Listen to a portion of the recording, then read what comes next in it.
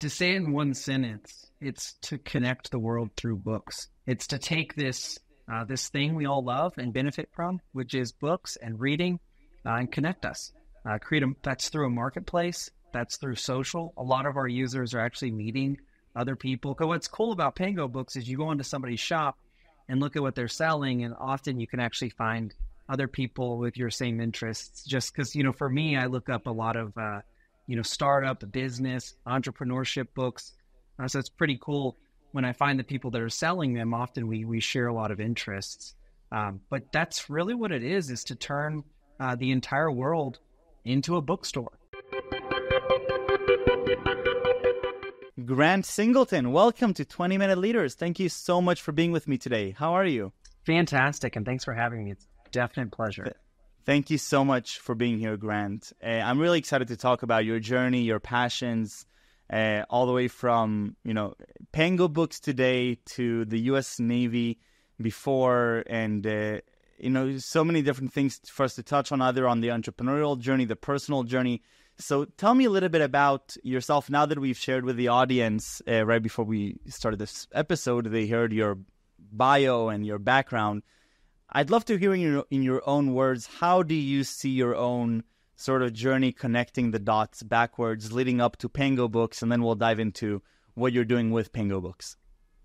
Yeah, definitely. So for me, it's been a crazy journey with a lot of different trajectories. I was actually a baseball player in high school, had no business acumen, graduated in the middle of my class. So out of 500 people, I was 250 out of 500. No real big academic prospects. Academics wasn't something I really ever focused on. I knew I wanted to serve my country. So right after high school, I joined the Navy, spent 4 years there. Most of that was in Japan on an aircraft carrier, living in super close quarters, 100 sailors shoved into a tiny room. So the biggest takeaway for me from the military was discipline.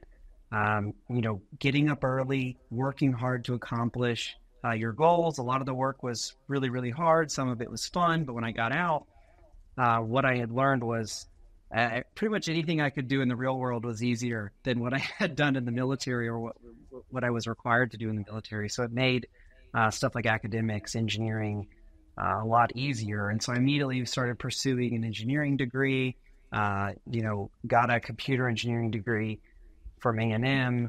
That was not easy because I just was not a math background, had to really have a growth mindset to get through that. And then after becoming an engineer, the world opened up to me. I mean, I got so excited about the possibilities of what I could build because, that's what's true about being a software engineer. You can build anything. And so while I was working at Raytheon as just a C++ developer in their space department, I built Pango, got a passion to build a social networking marketplace for books, built it moonlighting, and then here we are today. But that's kind of my journey up to this point. So used books, marketplace for books, sort of reminds me the very early days of Bezos and Amazon. What's your relationship with books that led you to PangoBooks? Yeah, the Bezos bit is funny because everybody says that, and then it's actually, it's like, oh, your competitor's Amazon. So yeah, books with me, I just fell back in love with reading during the pandemic. So everybody had their pandemic hobby that they picked up, and mine was reading. And I don't know if you've read Mindset by Carol Dweck. About having, fixed versus a growth mindset. And that book is a great example of the power of a book. A single book has the potential to change your life forever. And so that part of it is what I really grasped onto and wanted to build something around the power of books. And that's why my mission is really to connect people through books. So really it just started with a love of reading and the power that a book can have in somebody's life. And so still that the journey from a passion or a hobby to a full-on business and a company is not trivial. Tell me a little bit about the journey that you've had in the initiation process of building PangoBooks or coming up with the idea for PangoBooks. Yeah, so it started really off testing the waters. I had this idea basically to build Poshmark for books. or Mercari for books, or eBay for just books, whatever marketplace you want to think of as an analogy. I wanted it to have a social bent, but really I didn't think it would take off and become anything big. So I started off really experimental. I thought this is something, I built the MVP moonlighting in 3 months. So in 3 months, I had something on the App Store, a low initial investment, totally bootstrapped, didn't spend any money. And then immediately it got traction in like the Gen Z culture, like on Book Talk and Bookstagram.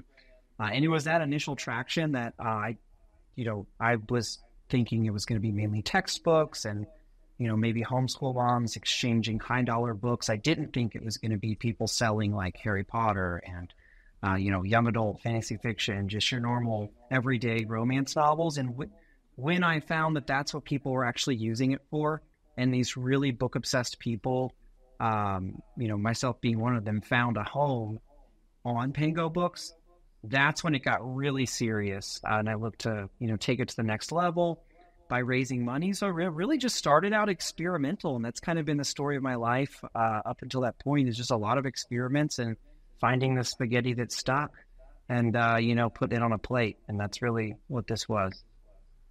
And so the model that you went with PangoBooks, so you took that love for books and a vision of wanting to have others continue to enjoy that gift. What did you realize about the current state of the market or the different consumer behavior trends that led to the specific model of PangoBooks? And maybe we'll start with, tell me a little bit about what is the model of PangoBooks, which is quite an interesting model.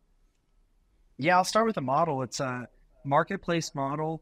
So we are a platform. We don't have any inventory. We don't physically sell books unless we're literally selling them out of our shop. We have a take rate. We take a percentage of every sale, just like an eBay, Mercari, Poshmark. That's the business model. As far as like what I saw in the market, I saw an underserved community. I mean, if you there's like 5 to 10 fashion apps like Poshmark, Depop. There's a lot of different, very successful, even unicorn businesses in a lot of these different niche industries for marketplaces. But there was nothing for books. And so I started looking into why. There's a lot of booksellers, but there's no dedicated marketplace for books beyond Amazon. And that's still mainly not, peer-to-peer. So it was, I saw that there was a community of book lovers who didn't really have amazing resources to buy and sell with each other. The average American has 115 books on their bookshelf. And if you think about physical books, with no real good way, unless you become an Amazon seller or you just want to donate them and get rid of them. And that's what a lot of people do. They just donate a giant box of books and they don't get any money. Nobody thinks about monetizing their bookshelf. And so that's really what I found.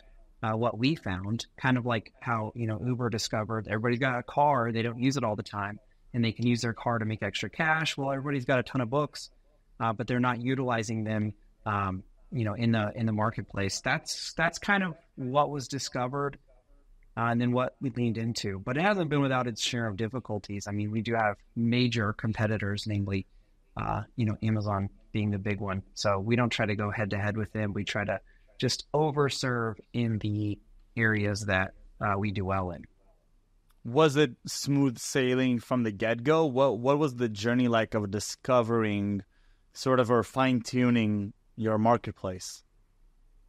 Yeah, so at the beginning, obviously, we had to solve the cold start problem, where, we were obviously marketing the app, but there's practically no books on it at all. Besides the ones we had listed. So the beginning was really rocky. I mean, we actually went 2 weeks with literally zero sales. We were on the App Store, Google Play and iOS, and nobody bought anything in 2 weeks. People would come on and list and kind of look around and see that nobody was there. So it was really hard at the beginning and just took a lot of, smart marketing to get inventory and then just holding on. A lot of it was just not giving up early on because I knew eventually whenever there was enough liquidity on the platform that it would start to grow, which is what has happened. We have had over 1 million books get listed on the app. There's like over 800,000 active listings right now, but we started with practically zero. And that was the hard part, getting that flywheel turning incredibly difficult. And it just felt like I was pushing a boulder up the hill. And, obviously hiring an amazing team, getting liquidity, getting sellers to market their own shops. And it all starts feeling like, the flywheel starts moving faster, organic growth becomes a real dominant player. So all these exciting things start happening, but definitely at the beginning, it just felt like I was pushing on a brick wall and it was never going to give way, but it finally did. Yeah, no, that's really, really cool. And briefly, your time in the U.S. Navy, how do you find that I guess, changed the way that you're an entrepreneur today, for different sides? For starters, it makes me a really grateful entrepreneur.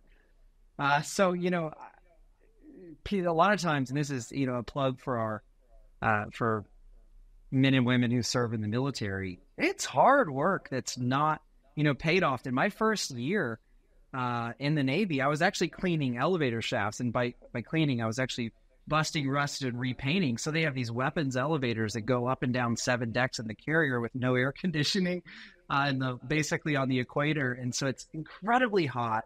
And you have a needle gun and you're just busting rust off and then repainting. And so, you do entire half-day shifts. So, like, it's not a normal 8-hour day. So after that, and then a lot of it, you have, sometimes, lower-ranked, individuals are mistreated by the upper ranks, and you can't quit your job. So there's often nothing you could do about it if you're in a bad situation a lot of the time. So they go through a lot. My hat's off to anybody who served in the military. But coming out of that, just gratitude. It's like I get to define my schedule. I get to define my life. I get to use the skills and the discipline I learned there. But nothing will ever compare to the difficulty of that. And so, I pulled several all-nighters just to get the MVP out for this. But that was just pure joy after doing it in the military. So I think the military set a high standard in my life. And applying that to entrepreneurship, you have to have that. To be a successful entrepreneur. And so that's just incredible gratitude, I would say, dominates. That's really, really cool. Tell me about the vision of PangoBooks. So now as the entrepreneur, now as you're thinking about growing the business and scaling it, I'd love to start with understanding, taking the values and the mission that you shared with me earlier about why you started this and what PangoBooks represents. If you had to outline the vision of PangoBooks in this world, what vision is painted there? Yeah, definitely. I mean, to say it in one sentence, it's to connect the world through books. It's to take this thing we all love and benefit from, which is books and reading, and connect us. That's through a marketplace. That's through social. A lot of our users are actually meeting other people. Because what's cool about PangoBooks is you go into somebody's shop and look at what they're selling, and often you can actually find other people with your same interests. Just because, for me, I look up a lot of, startup, business, entrepreneurship books. So it's pretty cool when I find the people that are selling them. Often we share a lot of interests. But that's really what it is to turn the entire world into a bookstore. I mean, that's really what we're doing in the U.S. is, rather than walking into a bookstore or just buying it on Amazon, we're saying, hey, there's books in everybody's house. And everybody's house is technically a bookshelf or a bookstore, and turning the entire United States and then obviously the world when we go international, to Canada and the UK. But that's really what it is, to create a place where people who love to read, which is a lot of people, have a place to kind of call home where they can sell, get a little cash to buy more books. There's a lot of people that do that. You're looking to buy a new book, you just sell something off your shelf and you can get something else for no cost. It's definitely, been exciting to see that, but that's 100% our mission. Phenomenal. Now, logistically speaking, from an operations perspective, how is it working? Yeah, so we handle all the logistics. So, and that's one of the things that we pride ourselves in, is making it incredibly easy for sellers. So you actually, you download the app, and within 30 seconds of downloading the app, you can have a listing on the store. You just take a picture, and then, we have a barcode scanner. So you flip it over, scan the barcode, and it'll fill out the form for you. You set your price, You list it, it's in the store, you can forget about it, list as many as you want. We have sellers with 3,000 to 5,000 listings, and that's individual listings just because we made it so easy to do. It's just, point and click, point and click. And we're hoping to make it even easier to list in bulk. And then when the book actually sells, the app will just notify you and send you a shipping label. And then what I do is I actually just drop off my books that I sell in my mailbox and put the flag up because it's USPS media mail. So you don't even have to leave the house unless you have this giant box of books. Somebody ordered like 20 books from you. But if you just sell one book, drop it in a mailer. So it's just incredibly easy. The shipping, I think the shipping process has made it worth it because that's, for a lot of people, it's also a hobby. They're not looking to make a lot of money. They're just looking to connect with other readers and kind of sell what they're not reading anymore. And they may make $2, $3 on a single book, but it's worth it if all they have to do is drop it in their mailbox. And so making that selling process incredibly easy was an absolute must. And it's allowed us to get a ton of casual inventory that we otherwise, would not have gotten. No, I imagine, I was immediately thinking that one of the interesting challenges here would be from a consumer behavior perspective. How do you get people to actually, follow through with the shipping speeds or the logistics? And I'm thinking about myself. I still have a package in the mailbox I need to get for myself for the last month, and I haven't done it. I was thinking like, wow, if somebody buys a book from me, I hope I'm not going to delay or procrastinate sending it to them. It sounds like this wasn't really a big issue for you. No, it was. That's hard. It's hard because basically you're taking thousands of people and they're being you basically because, they're the fulfillers of inventory.